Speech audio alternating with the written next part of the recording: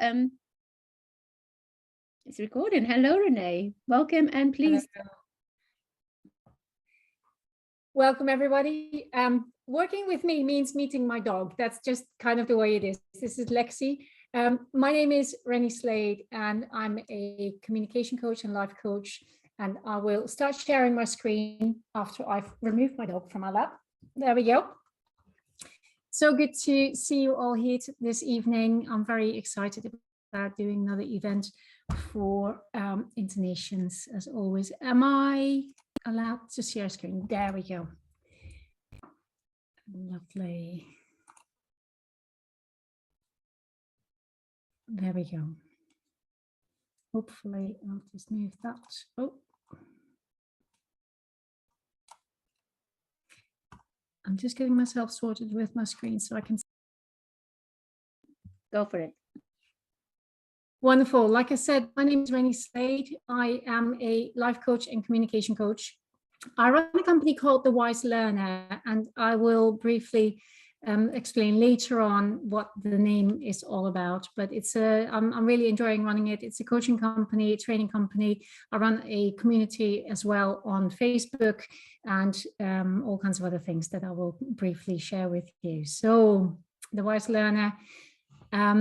Various types of coaching, but the focus, no matter what the focus is of what I work on with people, there are some basic tools that I use from transactional analysis, which is a form of psychotherapy. I'm not a psychotherapist, just want to make that very clear. I am a coach.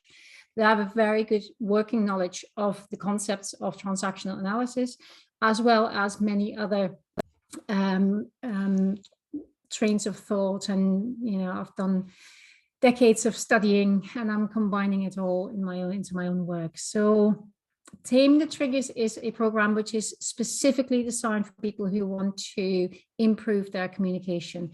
And it's about those triggers that come up, those moments where you kind of suddenly respond in a way where you don't feel quite in control, or very overwhelming experiences of emotions and memories, etc.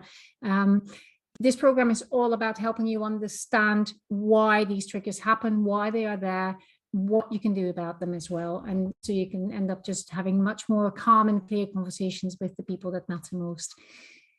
Rewrite Your Life Affirming Story. That's part of a bigger program that I run, but I run it as a separate course as well. It's all about the language we use, about defining our dreams, our purpose, our desires, and how we talk about life to ourselves as well. Like, do we tell ourselves things like, oh gosh, I'm so stupid, or you know, what kind of language do we use? And language is so unbelievably important. I will talk about that a little bit today as well. From Overwhelm to Goal Clarity, that's my goal setting program. It's much more than just setting goals and working towards them, but it's very much about looking at the barriers that are in the way, all the limiting beliefs that might pop up.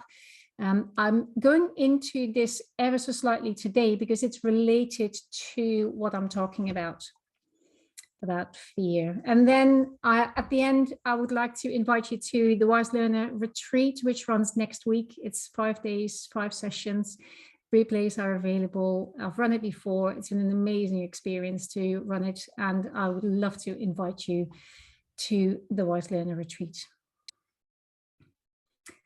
So from Overwhelm to Goal Clarity, I need to go into this a little bit before I go into the fear and the freedom part.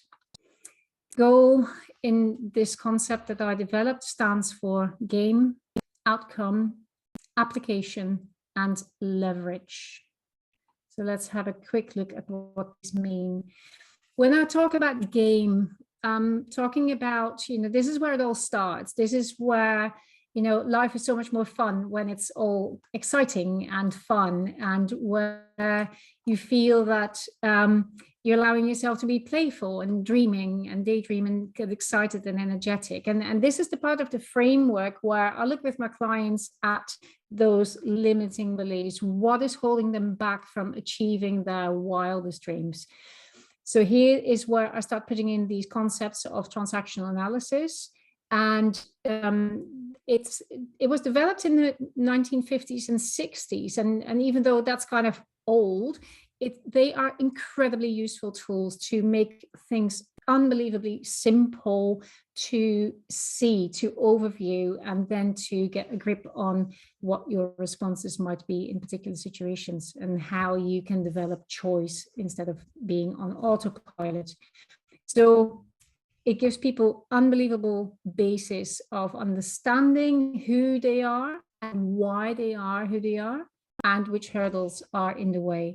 And that's, of course, a very important part of goal setting, because you can define any goal you want. If you don't look at what's actually holding you back, it's so much harder to actually achieve your goals.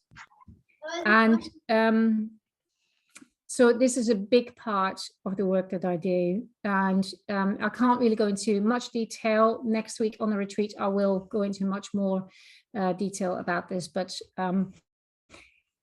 you need to be aware of the work you need to do to clear the path on the way to your dreams and your goals. And the more you deal with the fears that come up, because limiting beliefs are based in fear, and barriers and hurdles, it's all fear-based. That's why I'm talking about this right now, because there's such a massive link between the two. The more you deal with those fears, the more exciting energy you will free up, and the more fun it will be along the way. When I'm talking about outcome, then we're talking about the stage where we actually start dreaming, and it kind of goes alongside the game part of the program. But what does winning your game look like? Because that's, of course, different for everybody. You know, what does it mean to you? What are you after? Why is that so important? Goals can be on a personal level, on a professional level, but it really requires time and attention to define, you know, this is what I'm after, this is what I'm doing. So what's your purpose in all of that? Why are you doing it? You know, why are you desiring that so much? And where's your heart in all of this as well? Which means that you need to be clear on your life values.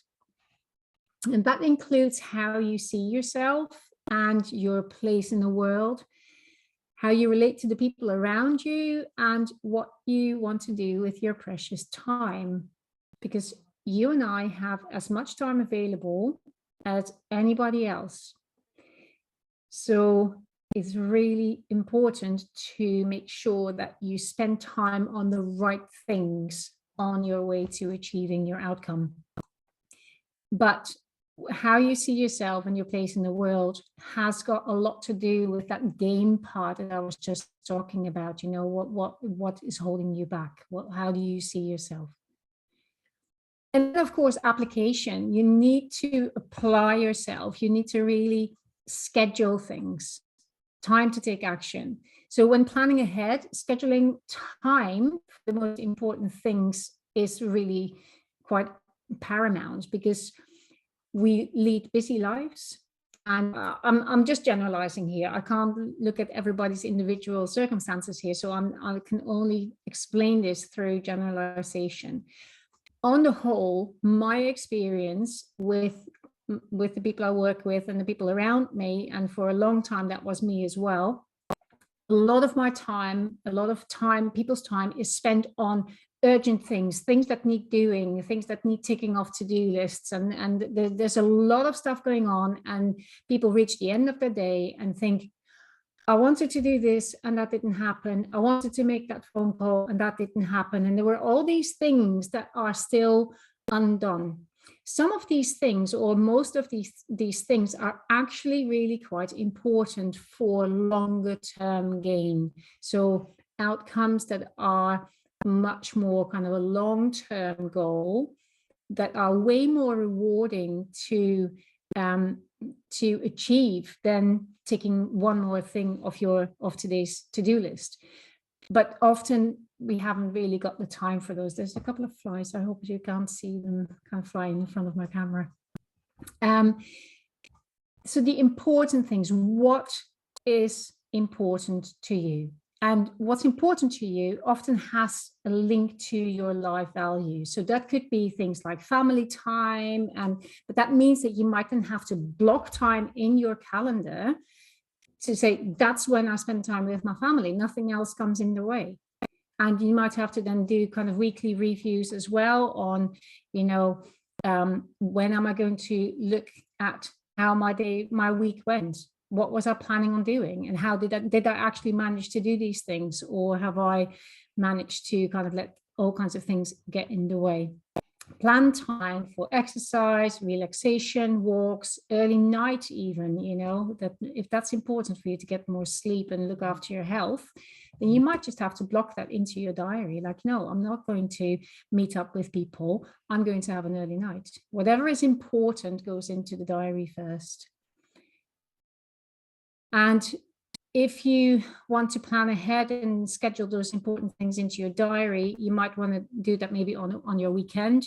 Look ahead at the week and say, okay, this block here, this hour here, I'm going to actually spend time studying because it's important for me to actually, get this certification, or maybe it's just reading a book because it's general self-development, or whatever is important to you. Put that in the diary. All the urgent things are most likely to happen. Okay, so start with the important things, then work on the urgent things. There's a lot more to this, but I'm just giving you a brief overview. And then leverage. Leverage is where you start looking at how much benefit you're getting from the changes that you are making. The Cambridge definition of leverage is the power to influence people and get the results you want. Now, I'm not quite keen on this particular definition because what I'm talking about here is much more of a personalized version of this definition. So my definition for leverage is the power to influence yourself and your life and get the results you want. So there's a slight difference and it's much more personal. The word power in this sentence is a really big one. So to work towards your dreams, you need to apply your power. And I'm talking about inner strength. I'm not talking about willpower. Willpower is something that you can really push for something, but you're likely to run out of steam if you really just drive yourself forward. You can also drive yourself into the ground. I'm more talking about self-discipline, self-evaluation, and empowering yourself. So it's okay to be strong, and you have permission to turn your life into something absolutely amazing and bigger than you've ever dreamt of. But you have to show up for yourself, right? There's only one person who can do the work, and that's you.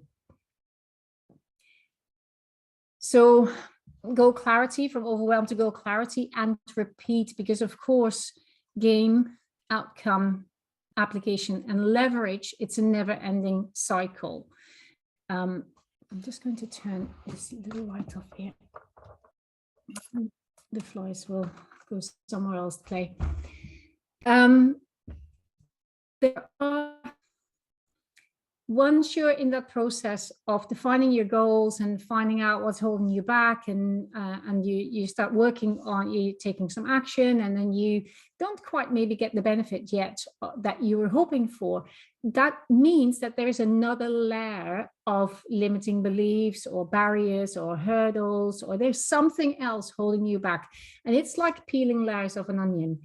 There's always another layer to peel, at least for a while.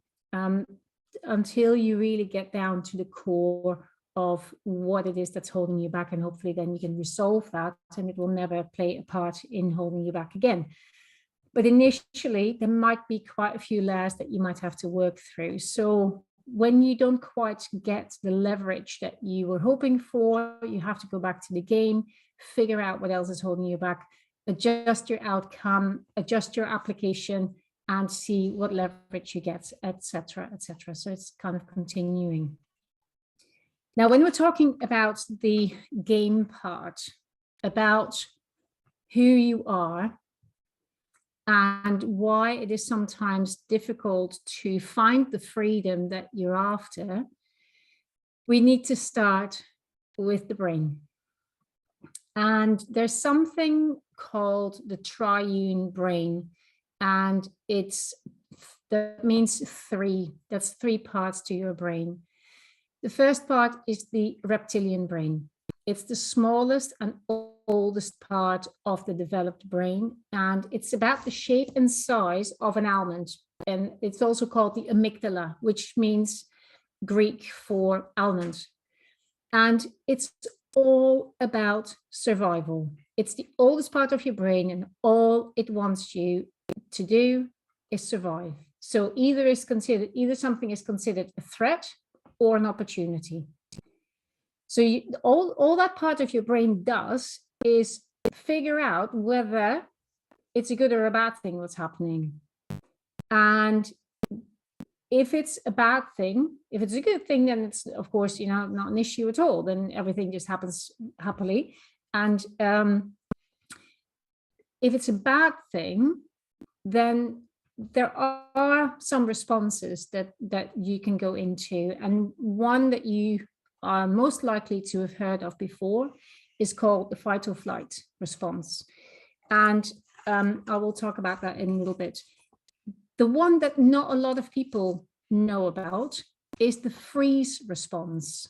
And I will explain to that a little bit more, but it's another type of response that you might have to something that you consider threatening. The other two parts of your brain are the mammalian brain, which is your social brain. So it is very much about, your position in the world and within your community, within your tribe. And then there's the neocortex, which is your thinking brain. And the neocortex is it's the newest part of your brain. It's also the biggest part of your brain. And that's the part that is incredibly active. I mean, all of them are, but in different ways. The amygdala is the one that I really like to focus on today. Because when we're talking about fear, then we have to understand what trauma is. And so let me explain a little bit about trauma. We all have a life of trauma behind us. The definition of trauma is anything that is deeply distressing or disturbing. Trauma is anything that is deeply distressing or disturbing, anything. So this definition is broad because trauma is defined by a person's subjective experience of whatever happens rather than the trauma itself. Put 10 people in a room and they see the same thing happen, and you talk to them afterwards and you get 10 different stories. Some might have found it really quite a traumatic experience, and others say, I didn't like it, but it was okay. I dealt with it, or whatever. So it's a subjective experience. One thing that happens can have enormously different effects on the people who actually experience the event. And I'm not just talking about the kind of trauma that we might initially think of, like big accidents and injuries or abuse. And I really hope that no one has experienced any of these. But there is a lot of what I would call micro trauma that happens throughout our days and has happened throughout our lives. We're not looking at just massive bits of trauma. Anything in the day can be experienced as deeply distressing or disturbing. Remember, that's the definition of trauma. So trauma isn't just about those macro injuries and accidents and all these huge things that can be life-changing. Micro trauma is just daily experiences that have been stressful. trauma also comes from a Greek word, and it means injury to mind, body, or spirit. Again, when we think about trauma, we might think of something that is really physical, or something that is really quite kind of an emotional trauma, like abuse, something like that. But it could also be to what we perceive maybe as spirit, so our bigger being. And I consider trauma possible on 5 different levels, and it is physical, emotional, social, spiritual. That's 4. Physical, emotional, social, spiritual. Any situation of significant stress, and it can come from all kinds of directions, right? So if we think of the animal world, then you have a very good example of the fight or flight response. For example, there's a gazelle happily grazing. There's a lion starts chasing the gazelle flights, right? It runs for its life, and it just keeps going until it has shaken off the lion. And then it goes back to grazing as if nothing ever happened, right? So the fight or flight response, really, really strong response, physical response. And what happens is that the minute there is a massive threat like that, there's a whole kind of cocktail of hormones that becomes available in your body. And then we're talking about things like adrenaline and cortisol, and there's a huge mix of different hormones that will help you get ready to either fight or run for your life. That means that the blood gets pumped to your limbs, so your arms and legs, so you get your muscles become very ready for action. It also means that your organs, like your digestive system, for example, it's not that important for you at that particular moment in time that your digestive system works optimally. It's much more important for you that your muscles work optimally. So there is a shift in where your energy goes and where, which bits of your body get ready for action. When the gazelle hasn't got that threat of the lion anymore, it goes back to grazing, right? No more threat, no more issue. It goes back to normal. All these kind of fight or flight hormones disappear, happily grazing again. No problem whatsoever. In our lives, that doesn't quite seem to quite happen anymore. We don't go back to what I would call neutral. So we have all these fight or flight hormones raging through our body, and then the threat's gone, and then there's some residue there. It just doesn't go quite back to nothing at all anymore, because the next bit of trauma has already kind of appeared. And I'm talking about perceived traumatic experiences. I'm talking about a boss that can get really quite angry and that you're really worried about, or it can be about a home situation that you're not happy with, or something happened within a friendship that makes you really uncomfortable. And it's all these things that make you uncomfortable and stressful, and you experience it as distressing and disturbing. But it's not the kind of thing anymore that you need to run from. So what we perceive as threat isn't quite anymore what was a threat when we literally had to fight or flight for our survival, because we're quite happily, we've got, most of us, we've got homes, we've got cars, maybe we've got jobs, we've got families, we've got friends, we've got all kinds of things. We don't have to literally fight for our existence anymore. That doesn't mean that we don't experience things as deeply stressful. So when we do experience it as stressful, whatever your situation is, these hormones become active and we go into this fight or flight stage. If we don't bring our hormone levels back down to neutral, if there is a little bit of residue, a little bit of unrest, a little bit of not having quite forgotten about it, and it's still kind of lingering a little bit, and it's just kind of just, oh, you can still get upset when you think back to it. That means that it's not dealt with. That is residual trauma.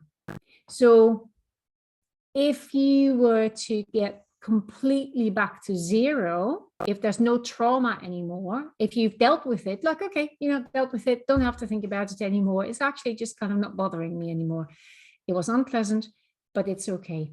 I'm fine. That would be zero. If nothing, when you think about it, nothing upsets you about it anymore. If there is residual trauma left, then your hormones are still active. So your cortisol and your adrenaline are still active, maybe not quite at their peak anymore from when you were the most stressful. But if there is still something lingering, then that stays within your body and has an effect over time, because there might be other bits of traumatic experiences that you haven't quite dealt with completely. And then something else happens, and there's another little bit of stuff that didn't quite get cleared. And then something else stressful happens. And all of these things, kind of, there's a cumulative principle here of all these little bits of trauma that haven't been dealt with, that have that physical response on a hormonal level. And slowly but surely over time, you build up an unusual level of stress hormones in your body. And it happens usually in such a slow way that you don't even perceive it as abnormal anymore, because it's just something that you get used to. So what actually is normal is not normal at all if you were to take a blood test and check all these hormonal levels, then it's not zero, it's not neutral. I just mentioned the digestive system. If there is a high level of adrenaline and cortisol and other stress hormones, then your digestive system shuts down a little bit, or maybe temporarily, completely, when you need to have this kind of, or when you have this fight or flight response. So high stress hormone levels results in a digestive system that stops working properly.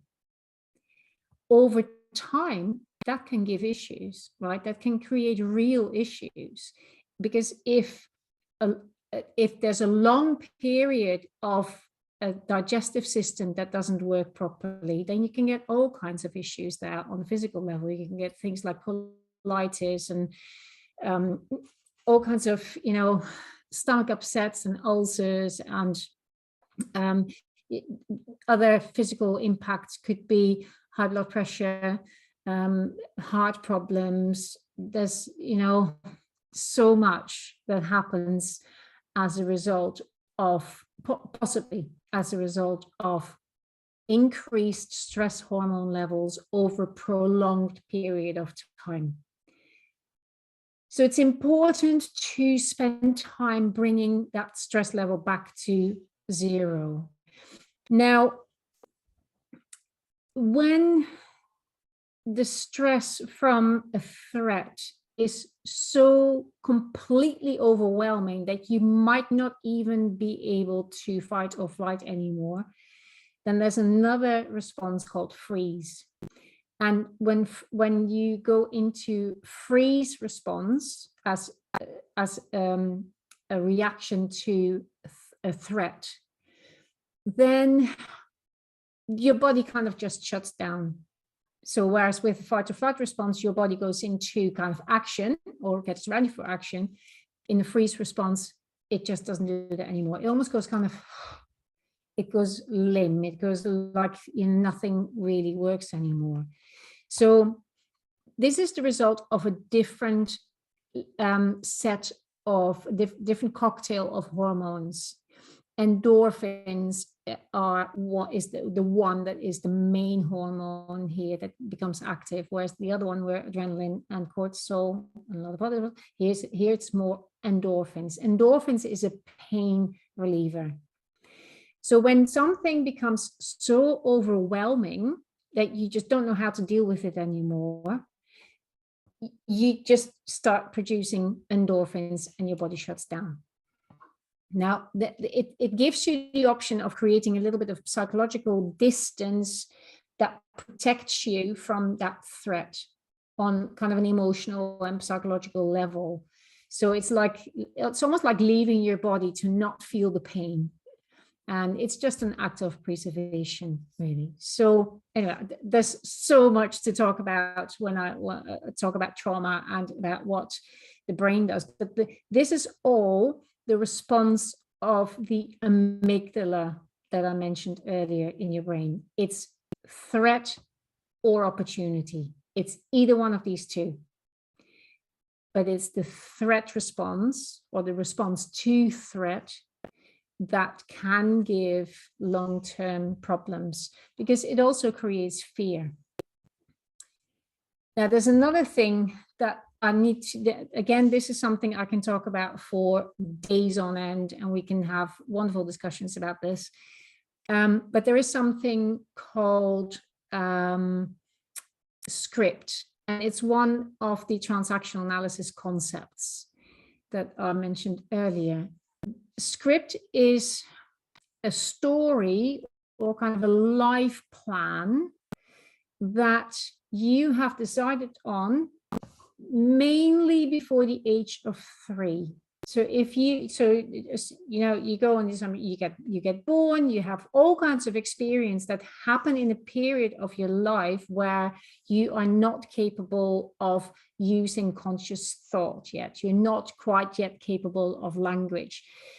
Even before birth, there are already experiences that you have that, while you are growing and developing into a baby and then born, and then you start growing up, and there's so much happening in that period of your life from conception. And you can maybe even still think before, that depends on what you believe in, up until about the age of 3, because that's when children become more aware of language, and there's a different kind of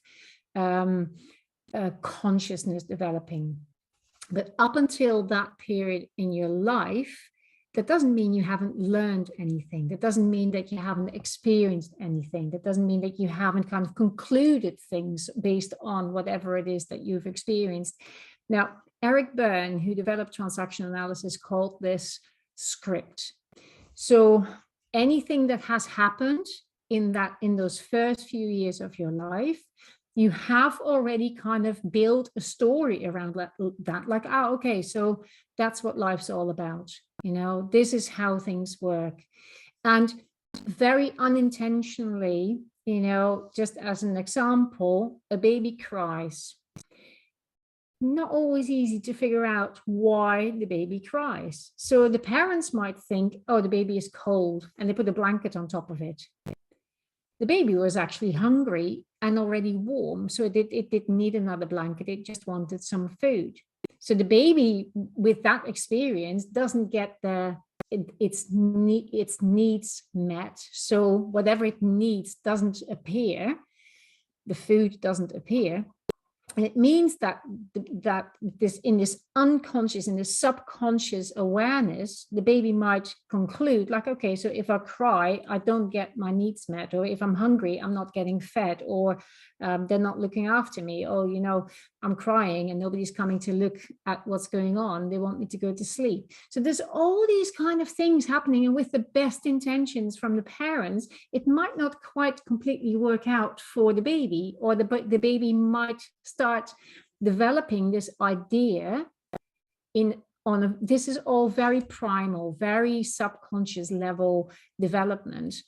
But anyway, by the time of the age of 3, the child has already kind of decided on this kind of life plan. So, okay, so this is how things work, because it's seen its significant adults, the people that matter most around this baby.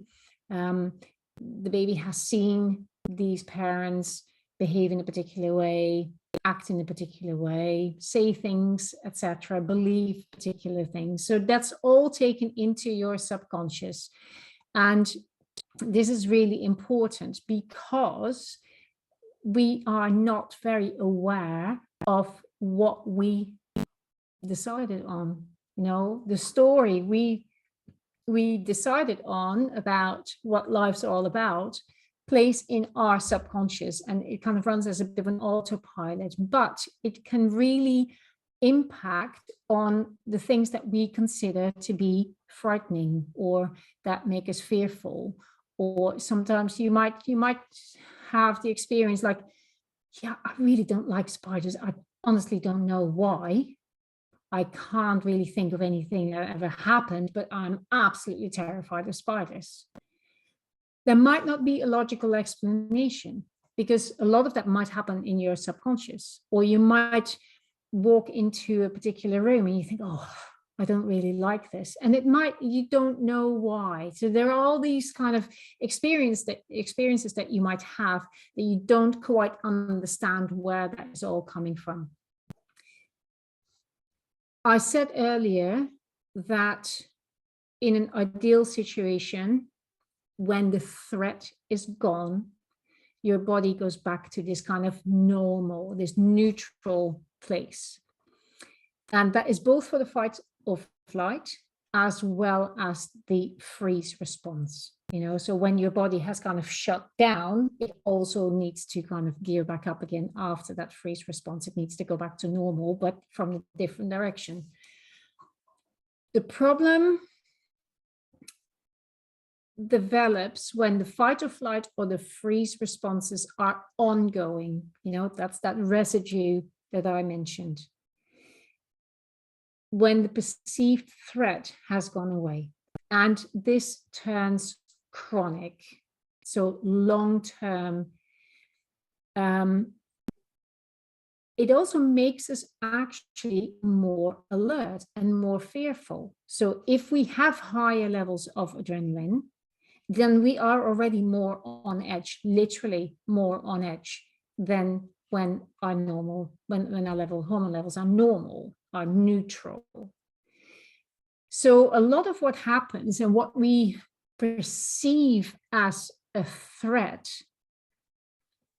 might not actually be a threat, but we perceive it that way. That's that really personal interpretation of the situation.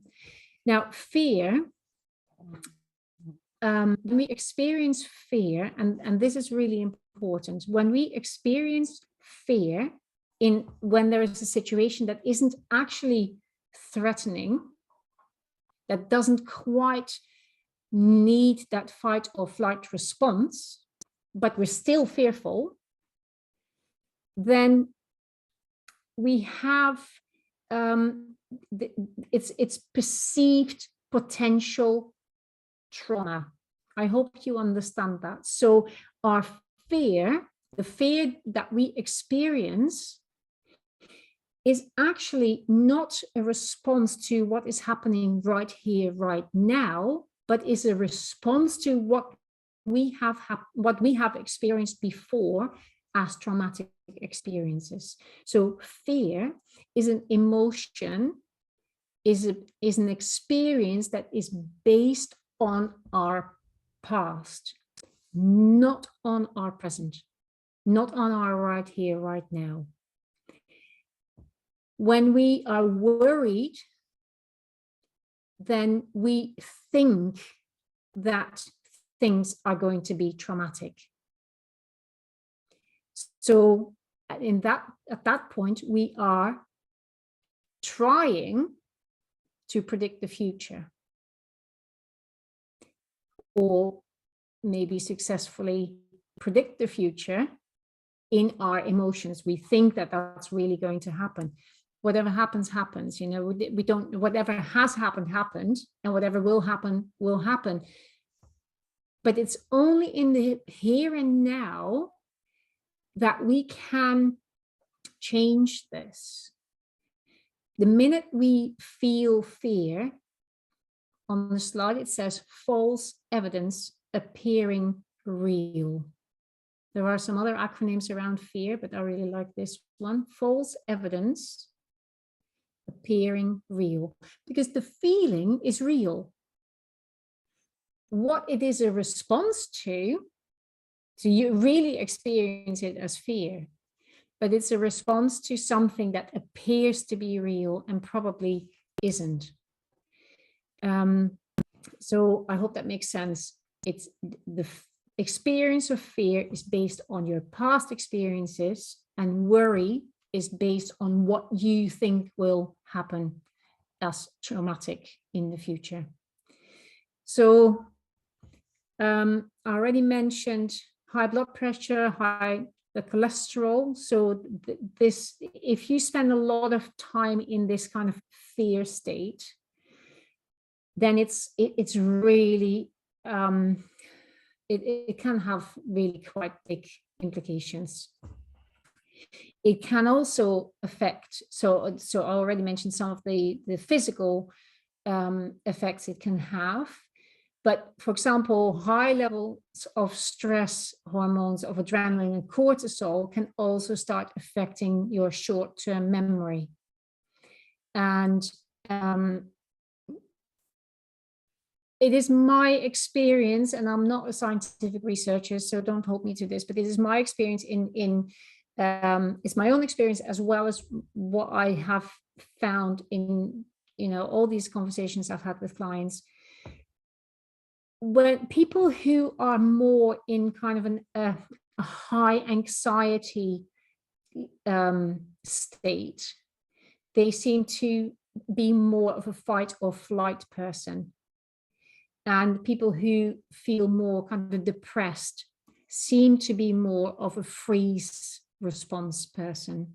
So have a bit of a think about it for yourself. You know, which one are you? Are you more of a fight or flight person, or are you more of a freeze person? And, you know, if you want to put that in the chat, that would be amazing. Are you a fight or flight or a freeze? And it's important to know this. It could be both. You know, we're likely to experience both, but which one do you think you experience more often? I will get back to this later on and explain to you why it's important to have an awareness of what you are. So there's a few people who say freeze. I'm just looking at the chat now. I'm not really keeping an eye on it. And any questions you might have, let's keep them to the end, and we'll spend quite a bit of time answering questions after that. So it's quite a bit of freeze, some flight as well. Great, there's good awareness. And please, you know, this is a safe place, safe space. Whatever is said within this event stays within this event place. And this is meant to be a safe place for everybody. Let's not add to anybody's stress levels here.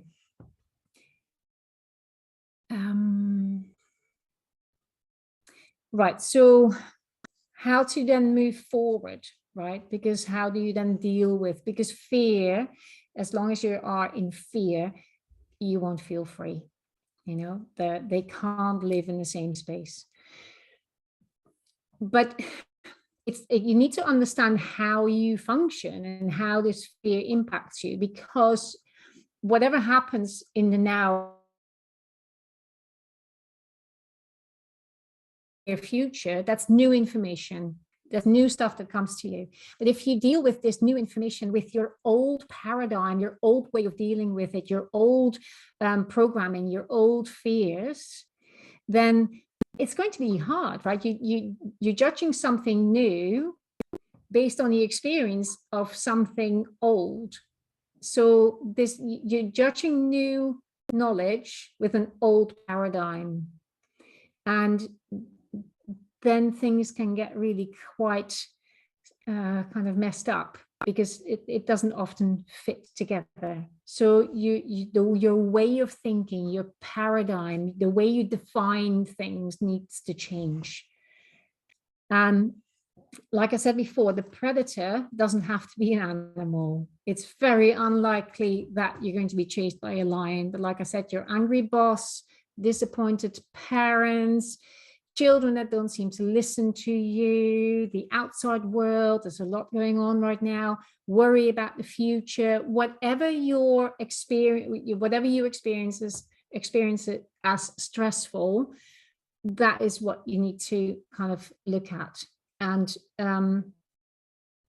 remember that the fear you feel and fight or flight or the freeze response is a life-saving response, right? So the minute you go into this response, there's really something for you to look at. So you can also be quite glad and welcome that experience as an, oh, okay, right. So I'm going to fight or flight. There's some trauma here that I need to look at, and I really need to make sure that I kind of come back down to zero, because trauma is not your fault. If something happens, it happens. How you respond to it, that's completely your responsibility, right? So trauma is not your fault, but how you respond to it is your responsibility. Now, I'm not a great Star Wars fan, but I love Yoda. Train yourself to let go of everything you fear to lose. Because a lot of fear is based around not wanting to lose things, jobs, people, relationships, friendships, possessions. There's a lot of stuff that we don't want to let go of. And it actually adds a lot of stress hormones to our beings. The more we attach to the things that we have and the relationships that we have, the more we want to hold on to them, the higher our stress level, stress hormone levels. And so if we live in this situation where the abnormal becomes the rule, becomes normal, because that's what we've been used to, like I said, it goes really slowly, and it goes so slowly that you don't really understand how much has changed over a longer period of time. So we attach to what we have and consider that normal and important. And we give meaning to our thoughts, how we feel, the relationships we have, the things that we do and have, and we don't trust. If there's a high level of fear, then there's a low level of trust. Trust that things will work out. Trust that you're okay as exactly who you are. Trust that life will provide for you whatever you need, etc. So high levels of fear, low levels of trust. So what to do? Increase your awareness of when you go into this fight or flight or freeze response. You know, what do you perceive as traumatic? What kind of things, of bits of trauma have you maybe experienced that you haven't quite yet resolved? And one way of also looking at this is looking at repetitive thoughts, looking at repetitive behavior, that script that I mentioned. If there's anything that is repetitive in your life, it's probably based in script.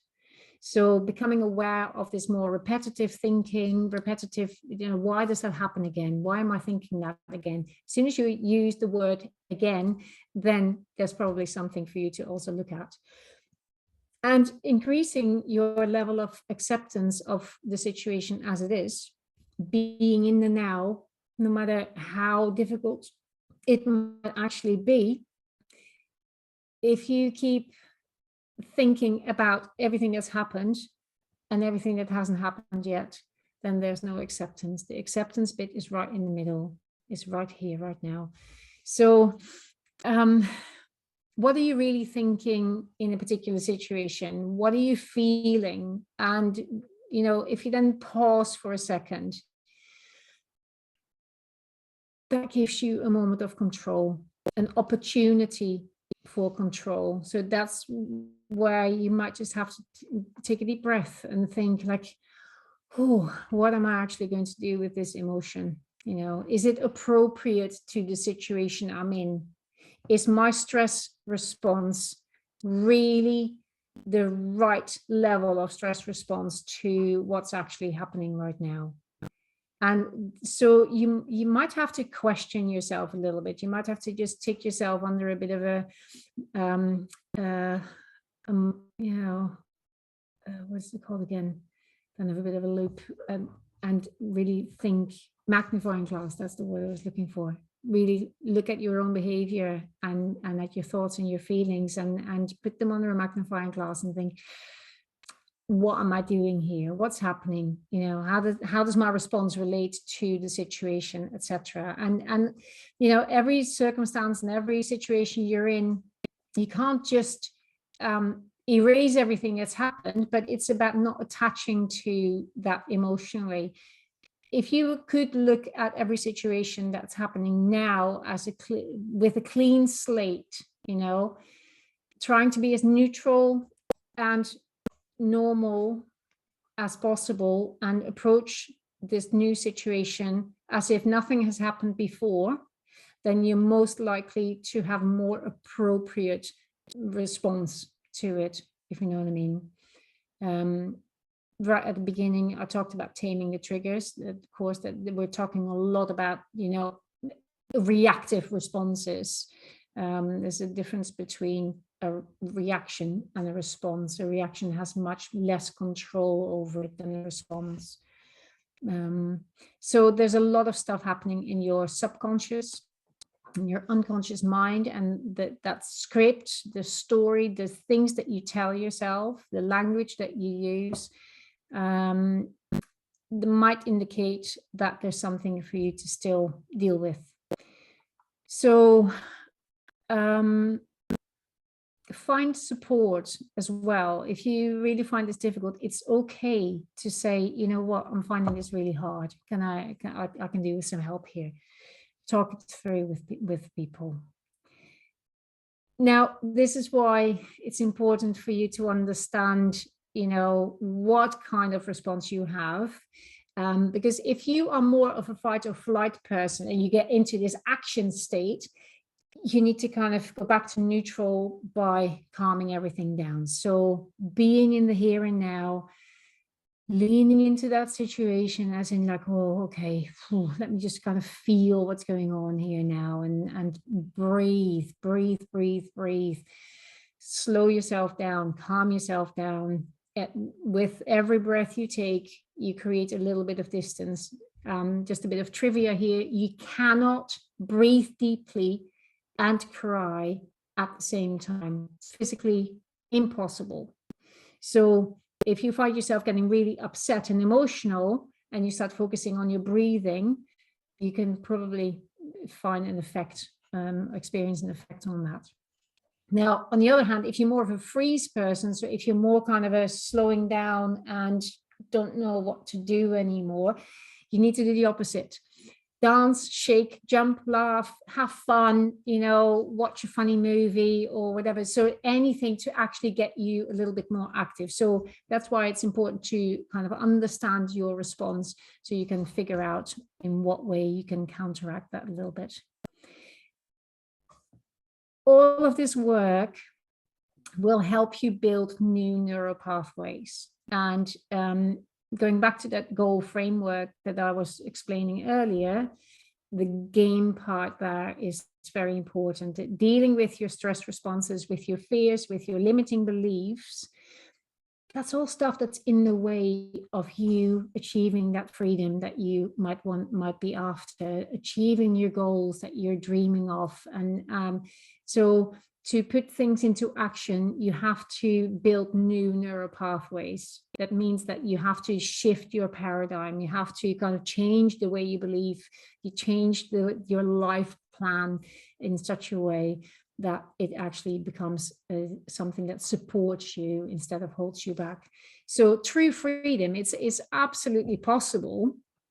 To find the true you need to invest time in yourself, though. This is not just going to, you know, it's not one of those things where you've got decades of building up this paradigm and this story around fear and what you consider threatening. It would be great if you could say now, you know what, tomorrow I'm going to wake up and I'm never, ever, ever, ever going to be fearful of anything anymore. That's great, but that's unlikely to happen. Building new neural pathways takes time. It's possible, but you have to commit to that, and you have to really show up for yourself. So you have to spend time with yourself, figuring out what's holding you back, and then finding out a different way of, you know, moving forward. You are unique.